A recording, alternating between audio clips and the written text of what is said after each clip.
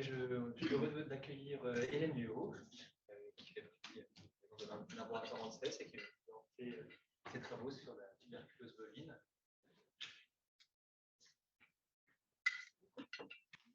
Alors désolée, j'ai pas beaucoup de voix, donc je vais essayer de forcer au maximum, mais n'hésitez pas à dire si vous ne m'entendez pas.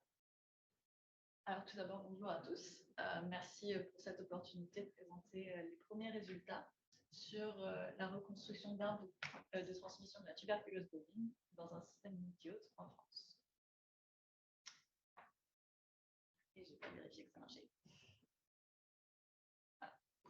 Alors commençons par un peu de contexte. La tuberculose bovine est une maladie généralement asymptomatique qui touche principalement les bovins. Cependant, son agent pathogène le plus fréquent, Mycobacterium bovis, peut affecter à la fois la faune sauvage et la faune domestique. L'infection de la faune sauvage a été détectée pour la première fois en France en 2001 en Normandie chez des sangliers et des cerfs et lâches. Nous avons donc affaire à un système multihôte faune sauvage, faune domestique, dans lequel l'objectif est d'évaluer le rôle joué par chaque espèce. On est confronté à une difficulté majeure, à savoir la disparité dans la collecte et la qualité des données recueillies. En effet, la surveillance de la faune sauvage date de 2011, a été commencée en 2011 et elle ne concerne que 4 espèces. On a aussi un problème au niveau de la qualité de ces données parce qu'il y a une dégradation des carcasses de la faune sauvage dans l'environnement, alors que la population bovine est surveillée entièrement, et ce, depuis les années 60. Alors, des études qui ont été précédemment réalisées sur M. bovis, comme celle que nous avons faite dans les Pyrénées-Atlantiques, Landes, vous voyez ici. Donc, nous avons essayé de mieux comprendre les dynamiques de transmission dans ce système multihôte en utilisant des données de séquençage complet, en reconstruisant ainsi l'arbre phylogénétique que vous pouvez voir ici. Nous avons considéré deux populations, la population bovine et la population de blaireaux, représentées ici par les couleurs. C'est l'espèce hôte qui aurait hébergé les nœuds internes. Cette reconstruction a été réalisée par la méthode MASCOT, développée par Muller. Et dans cette méthode, le nombre restreint que nous avons, de séquences que nous avons isolées chez les sangliers font que nous n'avons pas pu inclure cette population. Et cette méthode permet d'inférer seulement des taux de transition interespèces et non des dynamiques de population intrapopulation. Nous avons donc besoin d'une autre méthode pour aller plus loin dans l'analyse de ces données de séquençage. Une solution, ce serait de reconstruire des arbres de transmission. En effet, des méthodes ont été développées pour combiner des données épidémiologiques et génomiques afin d'inférer de possibles arbres de transmission. Pour Mycobacterium bovis, les données épidémiologiques facilement accessibles sont les dates d'échantillonnage et de retraite. Cependant, le biais d'échantillonnage qui existe entre la faune sauvage et les bovins, que j'ai précédemment évoqué, pourrait avoir un impact important sur la reconstruction d'arbres de transmission. De plus, le taux d'évolution lent de ce pathogène font que nous n'avons pas beaucoup d'informations dans les séquences que nous pouvons effectivement recueillir. Alors ici, j'ai présenté très brièvement un arbre de transmission pour distinguer arbre phylogénétique et arbre de transmission. Dans un arbre de transmission, les nœuds représentent des hôtes infectés qui sont reliés par des liens représentant des événements de transmission. Alors l'objectif de l'étude était donc de mieux comprendre comment ce biais d'échantillonnage pourrait influencer la reconstruction d'arbres de transmission de bovis, à savoir est-ce qu'on arrive à comprendre le rôle de chaque espèce, est-ce qu'on arrive à identifier le type de transmission dominant, et peut-on reconstruire l'origine de l'épidémie. Alors voici la stratégie globale. Tout d'abord, il fallait simuler des arbres de transmission qu'on appelle arbres de référence, où l'on connaît tous les individus infectés ainsi que les événements de transmission datés. Ensuite, il a fallu simuler des séquences génétiques le long de ces arbres de référence. Ça, c'est pour pouvoir implémenter les méthodes. Et enfin, on a défini des scénarios de biais qui reflètent les biais que l'on retrouve dans la tuberculose bovine en France, et on a appliqué ces scénarios de biais aux arbres de référence. On a ensuite choisi 4 méthodes de reconstruction. Et la dernière étape consistait à comparer les arbres reconstruits avec les arbres de référence.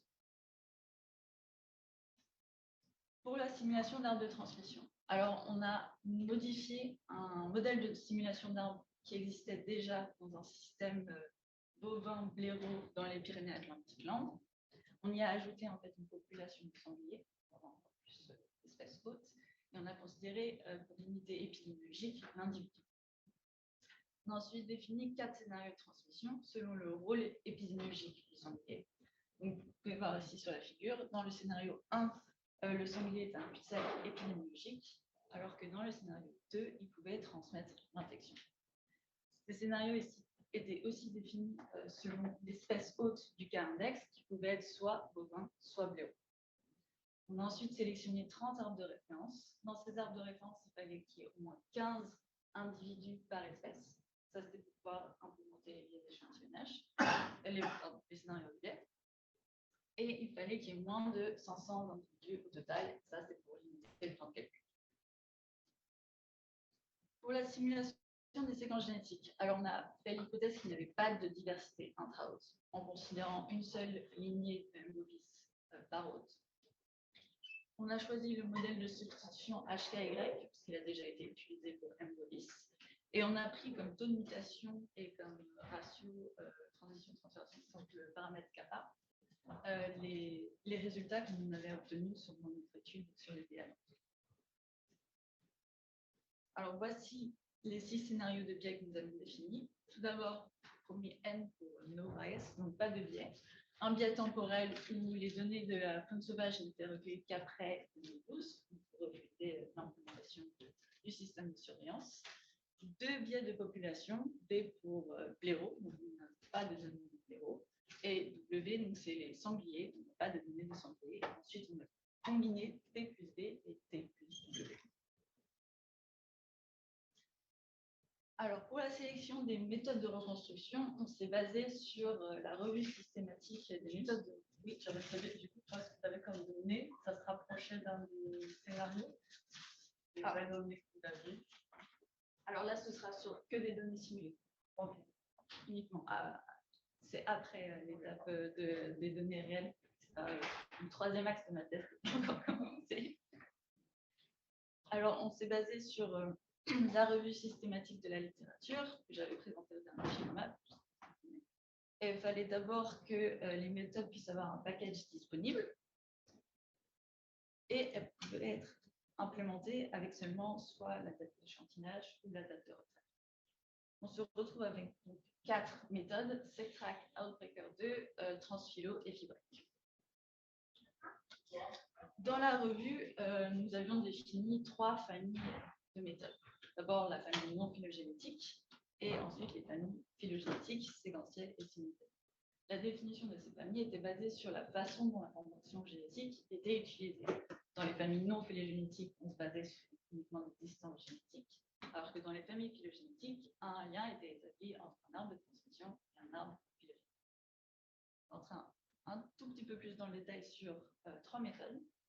Donc, tout d'abord, la méthode SecTrack. Ce qu'il faut savoir, c'est qu'un ancêtre est défini selon, est choisi selon le fait que le temps d'échantillonnage doit être plus ancien et la distance génétique doit être minimale. L'arbre reconstruit grâce à l'algorithme Edmond et on a bien un seul arbre.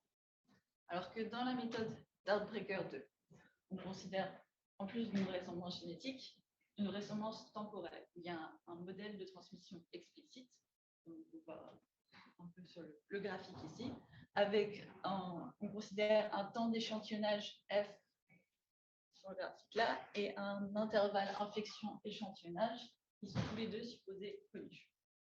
Ensuite, c'est une méthode bayésienne, donc un arbre postérieur, et on choisit d'utiliser l'arbre qui résume les arbres postérieurs en prenant l'ancêtre le plus fréquent pour chaque hôte infecté. Et la troisième méthode, c'est la méthode transphilo. C'est une méthode phylogénétique séquentielle. On doit donc reconstruire en amont un arbre phylogénétique qu'on a fait grâce à liste 2. Alors voici schématiquement comment, donc ça c'est tiré pardon de vidéo. Ça c'est le lien qui est établi entre arbre phylogénétique et arbre de transmission. En fait, ici sont superposés 2 types d'événements, les événements de coalescence et les événements de transmission. Cette méthode considère aussi un un modèle épidémiologique explicite, qu'on voit ici, défini par une distribution du nombre de cas secondaires et un temps de génération. C'est également une méthode bayésienne, et là, il y a deux façons de résumer les résultats, on peut dire. Soit on sélectionne l'arbre, on va dire médiocre, qui s'éloigne le moins de tous les autres, ou alors on calcule une matrice de probabilité de transmission. Ce que l'on a fait, et on a pris pour chaque hôte infecté la probabilité la plus haute, pour qu'on retrouve en fait ce qu'on avait dans un tracker 2 avec l'arbre résumé. Je ne vais pas rentrer dans les détails sur Fibrec parce qu'on n'a pas encore.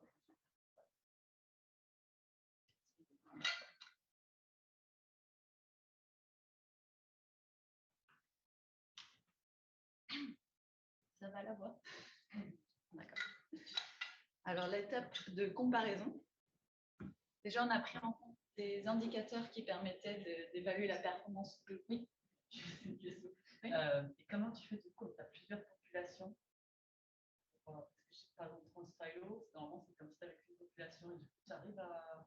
Ouais, du coup, le but, c'était justement d'utiliser ces méthodes-là pour voir ce qu'on pouvait obtenir sans pouvoir distinguer trois populations. Et du coup, mais les paramètres de distribution, on fixe un, il y en a un pour oui, les différents. Et c'est la distribution qui est obtenue avec toutes les populations. Mais justement, il n'existe pas de méthode permettant ça. Alors, pardon, les indicateurs permettant d'évaluer la performance globale des méthodes, on prenait la proportion d'événements correctement identifiés. Et on voulait aussi comparer des paramètres qui étaient estimés par les méthodes, les paramètres identiques selon les méthodes. Et là, il n'y en a qu'un seul, c'était la pi, qui est la proportion d'individus échantillonnés, qui est estimée dans Unbreaker 2 et dans Transphilo. Ensuite, on s'intéressait au fait que si on réussissait à identifier l'espèce hôte du cas index, donc ça c'est une information totalement importante et recherchée dans les études phylogénétiques de systèmes multi-hôtes, notamment dans les maladies zoonotiques, la recherche doit le savoir. Et enfin, on a pris deux indicateurs pour la contribution de chaque espèce à la transmission, à savoir l'estimation du nombre moyen de cas secondaires par espèce et l'identification du type d'événement de transmission. Ah oui, et là, pour les résultats présentés, ce sera que 3 méthodes et un seul scénario de transmission, B1, B pour bovin en cas index et 1 pour sanglier, c'est ça qui est logique. Et on va aussi se restreindre à 3 scénarios de biais. Donc, pas de biais temporel et le biais zéro. Donc, ça c'est pour l'indicateur événement de transmission correctement identifié. On a sur l'axe des ordonnées la proportion d'événements de transmission correctement identifiés. Sur l'axe des abscisses, c'est le scénario de biais. Et on peut déjà voir qu'au maximum, on a 15% d'événements de transmission correctement identifiés. Oui. Alors, et on peut déjà aussi dire que la pire performance qu'on a, c'est pour Transphilo. Et seulement pour, pardon, médium, donc c'est un seul arbre échantillon. L'arbre qui est le moins éloigné de tous les autres. Meilleure performance cependant pour Outbreaker 2 et Transphilo.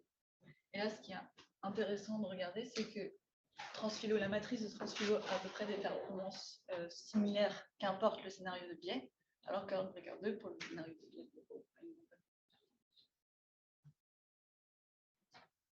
alors ça, c'est le paramètre pi, la proportion d'individus échantillonnés. Comment est-ce que tu fais ta comparaison entre événements simulés et... Enfin, comment est-ce que tu identifies le pourcentage d'événements de transmission correctement identifiés? Alors là, ce serait vraiment les individus et le sens de la direction de transmission. Donc, tu en as simulé 100% et tu regardes avec l'autre type de méthode combien est-ce qu'il y en a qui sont correctement retrouvés en fait.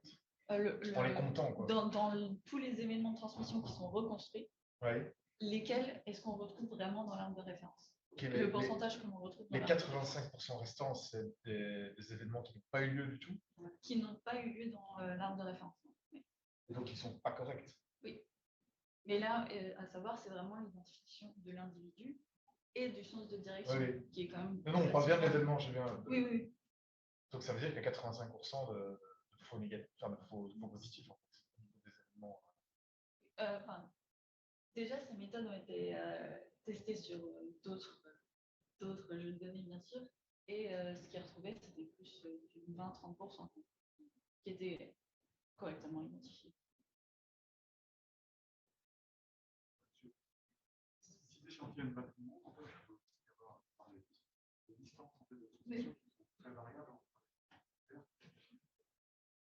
Oui. Vous voulez dire par rapport à la reconstruction et après on a...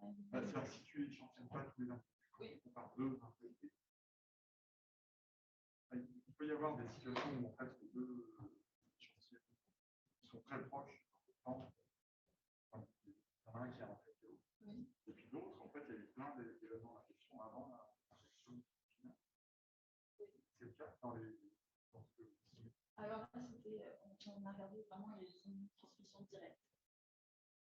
On n'a pas regardé s'il y avait d'autres intermédiaires qui étaient passés entre eux. Je comprends pas si vous n'échantillonnez pas tout le monde. Peut-être qu'on peut pas avoir le donneur. C'était pas dans ceux qui étaient reconstruits. Donc, que ceux qui sont échantillonnés dans ce scénario-là, on regarde l'arbre qui est reconstruit et on regarde la proportion de ces événements qui ont vraiment eu lieu.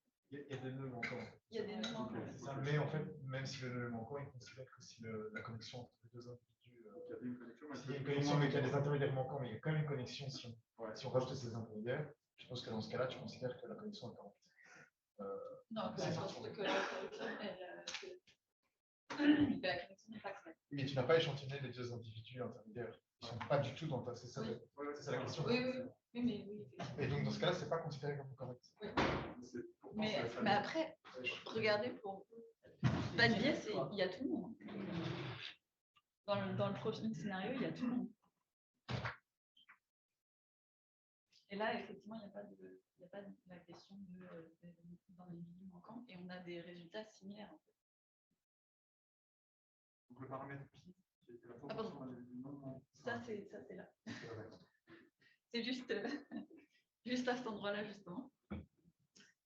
Donc là, pour les résultats qui vont suivre, ça va souvent être des graphiques de ce type-là, des graphiques semblables aux graphiques de Bland-Altman.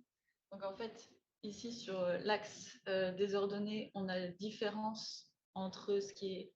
Là, c'est le pi, donc le pi qui est simulé et le pi qui est estimé. Et sur l'axe des abscisses, on a le pi qui est simulé, l'arbre de référence. Et, ah oui, pardon. Et ces lignes-là représentent la moyenne des différences. Alors déjà, on peut voir que pour Transphilo, quand on estime le pi, on sous-estime en fait. Pour les scénarios, n était surtout à ce moment-là. Donc là, alors que tout le monde est échantillonné, on considère parfois que c'est 1% des individus qui sont échantillonnés. Et pour Outbreaker 2, on a une meilleure performance, sauf quand la vraie proportion, le vrai pi, c'est moins de 1. Là, c'est par rapport à l'identification de l'espace haute du K-index. Donc là, on est dans le scénario B1, donc normalement, on devait identifier un bovin K-index qu'on a ici en orange. On a globalement une meilleure performance de SecTrack et Outbreaker 2. Et cette performance est meilleure quand il y a un scénario B, parce que le B est d'origine. Et pour Transphilo, on a une moins bonne performance et on estime qu'il y a une bonne proportion de cas index qui ne sont pas échantillonnés. Ça, c'est l'estimation du nombre de cas secondaires. Donc là, c'est pour les bovins. Alors, globalement, Transphilo et Outbreaker sont sous l'axe du 0. Donc, on a une sous-estimation du nombre de cas moyens dus aux bovins pour ces deux méthodes-là. pour l'estimation du nombre de cas secondaires du verrou, Outbreaker 2, que l'on voit en rose, a tendance plutôt à surestimer. Et là, on a un petit problème avec SecTrack. Si on se place ici, donc aux alentours de 1, selon les arbres, on peut estimer une différence de -1 ou +1. Donc en fait, on arrive à un nombre de cas moyen secondaire du verrou 0 ou de 2. Alors qu'à la base, on est censé être aux alentours de 1. Face à cette variabilité, on s'est demandé est-ce qu'il y avait la présence de superspreader dans les arbres qui étaient reconstruits, qui est absente sur les arbres de référence. On a considéré la présence de superspreader vouloir dire qu'il y a moins de 10% des hôtes infectés qui sont responsables de plus de 80% des événements de transmission. Alors ça a été retrouvé dans tous les arbres reconstruits par SecTrack et aucun reconstruit par eux et Transphilo. De plus, pour SecTrack, ça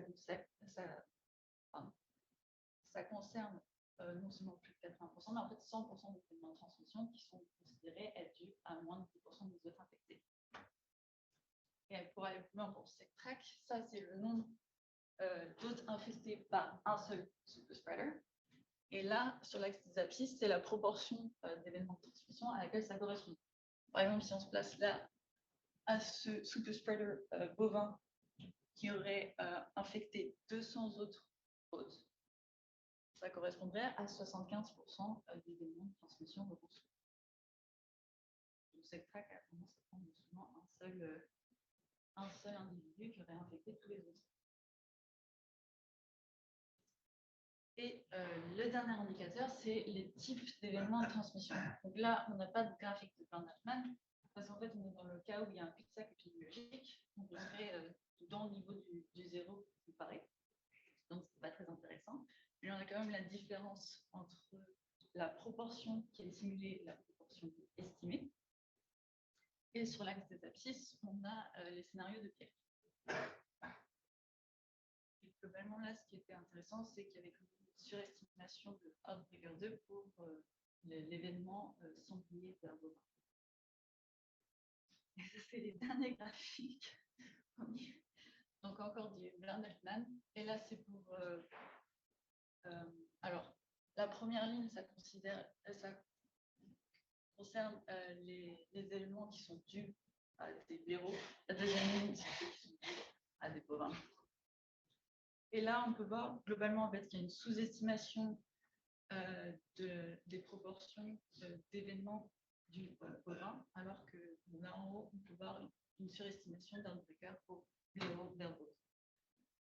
Pour les scénarios de biais D, le biais temporel, on retrouve à peu près la même chose que les différentes lignes. Et pareil pour le biais blaireau. On passe enfin à la discussion. Je suis en train de perdre ma voix encore.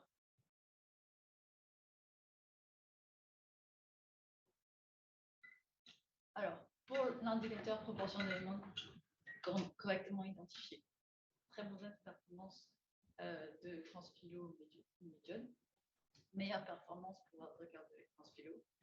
Pour le paramètre pi, on a quand même une sous-estimation de la proportion des échantillonnés qui est estimée par Transphilo. Meilleure pour Outbreaker 2. Pour l'identification de l'espèce haute du K-index, quand même une meilleure performance pour Outbreaker 2 et SecTrack. Et encore une fois, Transphilo a tendance à considérer que le K-index peut être échantillonné. Pour l'estimation du nombre de cas secondaires par espèce, alors déjà, pour chaque modèle de transmission, selon les méthodes, il n'y a pas de modèle de transmission pour SecTrack, ce qui pourrait expliquer pourquoi on est en train de... il n'y a pas de modèle de transmission. En plus, on est dans des cas où il n'y a pas beaucoup d'informations génétiques dans les séquences, ce qui pourrait expliquer pourquoi on a une reconstruction de superspreader et de cette grande variabilité pour les arbres reconstruits par SecTrack. Alors qu'Outbreaker 2 et Transphilo ont un modèle de transmission explicite qui prend en compte le temps de génération et pour Transphilo en plus le nombre de cas secondaires. Ces méthodes ont tendance à sous-estimer les cas du bovin et pour Outbreaker de surestimer les cas du blaireau. Et pour Transphilo, à noter une meilleure performance pour la matrice par rapport à l'arbre. Et enfin, pour le dernier indicateur, pareil, on met de côté SecTrack parce qu'on grande variabilité, mais comme une sous-estimation du nombre d'événements dus à des bovins. Pour Outbreaker 2, on surestime ce qui est dû à la faune sauvage. Et on a aussi vu qu'il y avait une diminution des différences observées avec les scénarios de guerre. En conclusion, on a quand même une performance médiocre sur nos données de mobilité. C'est variable selon la méthode et c'est aussi variable selon la façon qu'on choisit de résumer les résultats. Cela pourrait être dû au fait qu'on ait une information génétique insuffisante du fait de l'évolution lente de ce pathogène, ou alors que le modèle de transmission n'est pas adapté dans ses méthodes à un système multiple. Pour aller plus loin, que je finisse les autres scénarios de transmission, j'applique ça à la quatrième méthode FIBREC. Et le but, ce serait d'appliquer une méthode à des données réelles en différents contextes. Une méthode selon le contexte. Et après, comparer à ce qu'on avait obtenu avec la phylogénétique. Alors, merci à Laetitia et Benoît. Et merci à vous pour votre attention.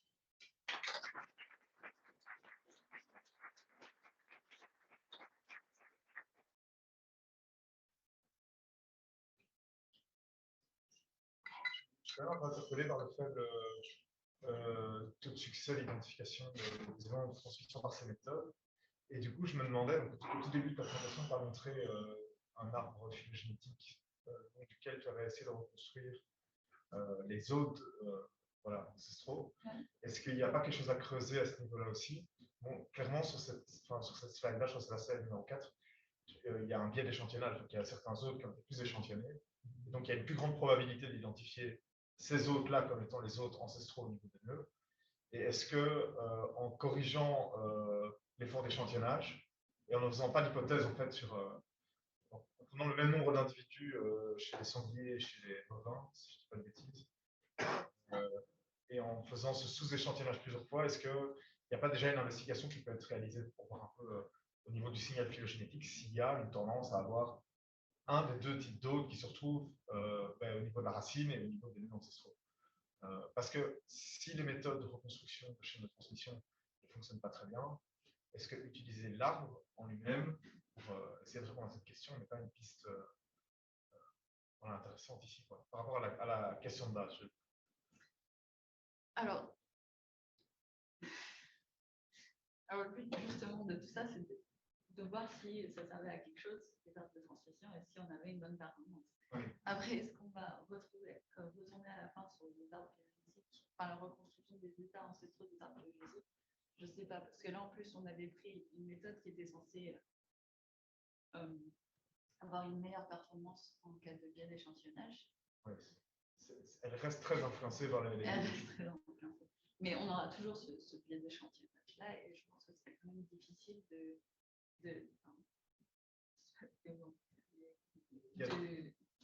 corriger cet effort. Tu peux le corriger manuellement en prenant moins d'individus par rapport à une des deux espèces, deux types d'espèces, et en refaisant la reconstruction plusieurs fois. Évidemment, si tu sous-échantillonnes une des deux espèces, ben, c'est aléatoire, donc il faut faire cette étape plusieurs fois et voir si ça change en fait finalement la reconstruction. Et alors, il y a une autre approche qui consiste à en fait randomiser les labels qui sont assignés aux TIPS. Donc, par exemple, ici, est-ce que c'est ben, les blaireaux ou les bovins, et voir un peu si, avec cette randomisation, tu obtiens systématiquement le même résultat. Si c'est le cas, ça veut dire que ta reconstruction est plus influencée par ton effort d'échantillonnage que par l'information phylogénétique elle-même. Alors ça ne solutionne pas le biais d'échantillonnage, mais ça permet de voir si en fait il a un impact consistant ou pas sur tes résultats. Et moi, je trouve que la reconstruction de transmission et tout ce que tu as montré, c'est super intéressant parce que finalement, moi, je ne connais pas très bien s'il y a déjà eu des tests sur l'efficacité de ces méthodes, mais pourquoi ne pas utiliser les deux en parallèle et en fait comparer les résultats à la fin? Parce que... le but, après, c'est de comparer effectivement ce qu'on va obtenir avec les arbres de transmission avec ce qu'on a fait. Donc, parce que là, en plus, on a étudié différentes régions et on va utiliser ces mêmes régions-là pour reconstruire les arbres de transmission. On va pouvoir comparer exactement ce qu'on a fait en études phylogénétiques et en transmission. Le but, c'est justement de voir. Par rapport, j'ai une question par rapport à tout ce qui est sous-échantillonnage. Là, quand même, ce qu'on a un gros problème, c'est qu'on aimerait inclure la population de sangliers, sauf qu'on a on a moins de 10 séquences. Donc, au bout d'un moment, on perd vraiment Dans ce cas-là, ça va être un vrai problème. Mais les chaînes la reconstruction des chaînes de transmission et l'art phylogénétique ne sont pas des méthodes qui sont complètement indépendantes, pas comme tu l'as montré avec différentes familles. Donc au final, un biais va impacter les deux plus ou moins de la même manière. Donc si tu as que 10 séquences de sanglier, tu vas aussi avoir ce problème par rapport aux reconstructions de chaînes de transmission. Ce qui est moins pesé, moins attiré de nœuds ancestraux dans ces chaînes de transmission. En fait, tu peux peut-être utiliser les multitype birth test model, justement, tu peux ajouter une information sur ton sampling proportion pour chaque groupe que tu as. Mais ça reconstruit l'information en nœuds ancestraux Non, par contre, parce que c'est sa question ici. Donc, le truc, c'est que dans transmission, j'ai l'impression que c'est souvent pour des tout petits jeux de données très localisés. Je sais pas. Moi, j'ai une question, du coup, tu as regardé où étaient distribués tes cas index? Oui, c'était positionnés en général, parce que tu disais souvent, par rapport à... lequel, en gros, je pense qu'il mettait pas qu'un index à la bonne position, il mettait une eau échantillonnée. Et du coup, est-ce qu'il se retrouve dans les inférences? Est-ce qu'il y a des niveaux qui se retrouvent? Mais globalement, c'est très influencé par la date d'échantillonnage, surtout par cette faille. Parce qu'elle considère, considère que la date d'échantillonnage, alors que les autres méthodes considèrent une distribution de la date d'échantillonnage. Donc c'est un peu plus flexible là-dessus. Donc on aura des résultats différents quand le blaireau sera un index, parce que là, le biais sera plus en faveur de l'arbre. Quand tu dis que je ne sais plus quel non plus, que la proportion d'individus échantillonnés était sous-estimée. Ça là? Oui, pour transférer. Et du coup, ça veut dire qu'en fait, en général, il rajoute plus d'individus non échantillonnés, quoi. Oui, il rajoute plus intermédiaires, enfin, intermédiaires qui sont pas. Parce que là, en plus, pour le scénario où il n'y a pas de biais, c'est-à-dire qu'on est censé avoir tout le monde dans notre jump de données. On a vraiment tout le monde qui est dans l'arbre de référence. Et Transphilo, à ce moment-là, considère qu'en fait, on est en train d'échantillonner très faiblement la population. Et après, il n'existe pas de paramètres que tu peux fixer sur ta population totale.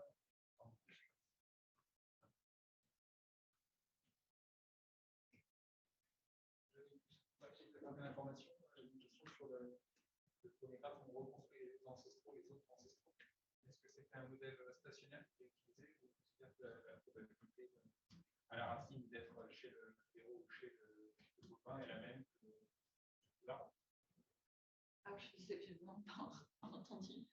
Je me demandais si le modèle était de reconstruction d'états ancestraux, des autres ancestraux, était stationnaire dans le sens où dans le modèle, on doit semble estimer une fréquence à la racine, quelle probabilité à la racine d'être chez le héros ou d'être chez le copain. Est-ce que cette probabilité est partagée avec le reste de l'arbre ou est-ce qu'elle est estimée spécifiquement à la racine? Pour la phylogénie. Ah, pour la phylogénie. Pour chaque nœud, il y a une probabilité pour chacun des autres. Et là, la phylogénie, tu as juste représenté l'autre le plus probable pour chaque nœud. Alors là, on ne reconstruit pas la phylogénie. Pardon. Avec mascotte. Je suis perdue. Là, pour chaque nœud ancestraux, il y a. Ça pourrait être représenté par un pie chart avec une probabilité pour chaque ancêtre, enfin chaque autre. Alors là, j'avais juste mis en fait des seuils de probabilité. Seulement. Ce que je veux dire, c'est que dans le modèle, on peut dire que la probabilité d'être chez le héros ou chez le cattle, elle est homogène le long de l'arbre partout. Donc on peut dire à la racine, on peut estimer un nouveau jeu de paramètres qui est différent de ce qui se passe pour le reste de l'arbre. Oui, chaque nœud est indépendant. L'estimation pour chaque nœud est réalisée. Enfin, c'est réalisé pour chaque nœud, mais bien sûr, c'est lié. Deux nœuds qui sont proches dans l'arbre sont liés au niveau de l'histoire. Donc, ouais. Et donc, tu peux avoir un résultat à la racine qui est différent de ce que tu as au nœud qui est connecté après. Je ne sais pas si c'est ça la question. Non, c'est pas ça. Non. Donc, il y a combien de paramètres dans ce modèle-là? Est-ce que c'est juste fréquence stationnaire d'être chez le héros et chez le catalogue qui sont partis? correspondent à ces deux fréquences-là, plus deux autres fréquences à la racine, peuvent être différentes. Je comprends pas la distinction avec la racine qui est faite ici. Pourquoi est-ce que la racine aurait des paramètres, son jeu de paramètres à elle? C'est une hypothèse du modèle, c'est-à-dire qu'on considère que à ce moment-là, on ne fait pas l'hypothèse que la probabilité de présence chez le blaireau ou chez les bœufs a toujours été la même au cours du temps. Là, si on partage le jeu de paramètres sur ce là, on est en train de dire que la probabilité qu'en 1990, le ancestral était chez les bœufs ou chez les blaireaux était la même qu'en 2010. C'était la question que je me pose, est-ce qu'on est en train de faire cette hypothèse-là? Ou est-ce qu'on se dit, de toute façon, le virus vient probablement des espèces sauvages, et à ce moment-là, ça vaut peut-être le coup d'avoir un jeu de paramètres spécifique à la race. Si je peux me permettre, donc ce type de reconstruction-là fait une reconstruction aussi de la taille de la population virale chez les différents autres. Et donc, mais elle est constante au cours du temps. C'est ça le biais aussi des mascottes, c'est que ça reste constant au cours du temps. Et donc là, s'il y a vraiment une grande variation de la taille de la population chez les différents autres, ça, c'est pas modélisé. Et c'est le gros biais de mascotte. Et ça, c'est très complexe à implémenter.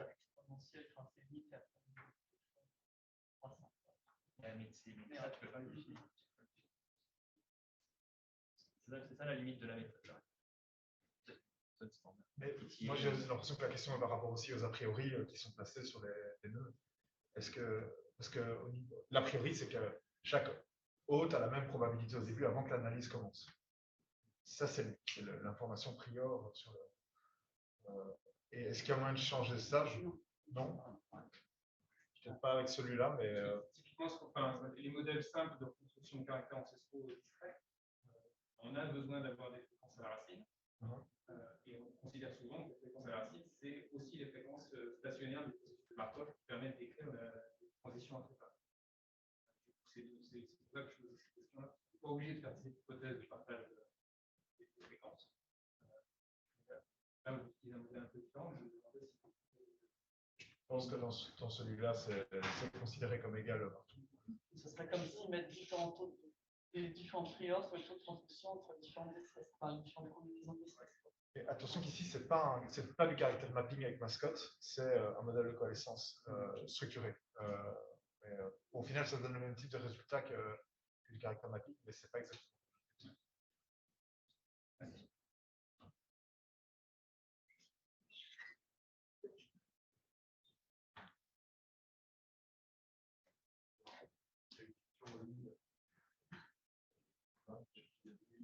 Là, tu veux la poser? Du coup, ça a déjà été un peu discuté, mais merci beaucoup déjà pour cette présentation. Vous m'entendez? Oui. Ouais, ok, super. Oui, moi, du coup, je me posais un peu la question. Moi, je m'intéresse beaucoup aux bactéries aussi, et donc ces questions-là, évidemment, enfin, les questions One Health et tout. Et du coup, donc là, quand vous avez simulé vos arbres, vous avez du coup appliqué ça à ce pathogène spécifiquement, et donc avec une évolution assez lente, mais finalement assez rapide quand même pour des bactéries, non? Enfin bon, donc la question que je me posais, c'est est-ce que vous aviez testé différents types d'évolution pour cette reconstruction, et en quoi ça affectait vos résultats? Voilà, de discuter un peu sur ce point-là. Alors là, j'avoue que les résultats sont encore en cours. Ouais. Normalement, il est prévu une analyse de sensibilité par rapport à ce taux d'évolution. D'accord. Et autre analyse de sensibilité. C'est vrai que là, c'est encore. Parce qu'en fait, c'est un peu ce qui a été discuté tout à l'heure, c'est que finalement, il y a deux choses là-dedans. Il y a le sampling que tu évalues, mais c'est un couple un petit peu entre le sampling et la vitesse d'évolution, j'imagine. Oui. Mais en tout cas, c'est super intéressant, cette comparaison. Merci. Pour info, c'est quand même très, très, très long. C'est parmi les plus lents qui existent. Ok, d'accord. Donc, ok. Merci. Pour la paratube, c'est encore plus équivalent par rapport à. C'est une micro-bactérie. Ouais, c'est vrai que C'est pas mal. et c'est pour ça que je me demande aussi Nathan Corée, il a tapé sur tous les géniteurs sur quoi ça me pour avoir le langage moléculaire sur tous les cœurs et tous les géniteurs, vous avez fait je me souviens plus. Alors là, c'est pour mascotte ou c'est pour... Non, c'était pour avant mascotte, à l'aliment pour mascotte, tout le monde, juste géniteur. Alors, c'est pour ça que je fais. On a pris les... Ah, que ouais, donc le rôle, je pense que c'était pas du. 172, 167 séquences. Et donc, est-ce que je peux juste reposer une question? Du coup, si c'est extrêmement lent, sur ton histoire de pourcentage de cas, alors ça a peut-être été discuté parce que j'entends pas forcément bien ce qui dit dans la salle, mais sur ton histoire de pourcentage de cas bien reconstruits, etc., est-ce que du coup, tu as regardé un peu autour, c'est-à-dire, parce que finalement, là, l'évolution intra-haute est très lente, c'est ce que tu disais, que tu considères que il n'y a qu'une transmission à chaque fois, mais du coup, la bactérie évolue pas entre plusieurs hôtes, parfois, comme... Donc, ton pourcentage de cas bien identifiés, est-ce qu'il prend en compte justement cette, Je vais regarder si dans les cas bien identifiés... les cas autour, oui, voilà, ou dans les cas pas bien identifiés, il y en aurait peut-être d'autres autour qui sont proches, qui sont des précédents ou des suivants, qui ont été identifiés à la place. Alors, il faudrait que je regarde ça, parce qu'en plus, pour faire sur les 120 arbres, oui. Regarder si c'est possible.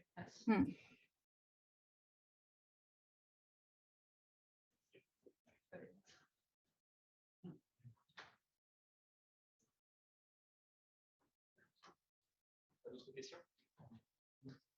Merci beaucoup, Hélène.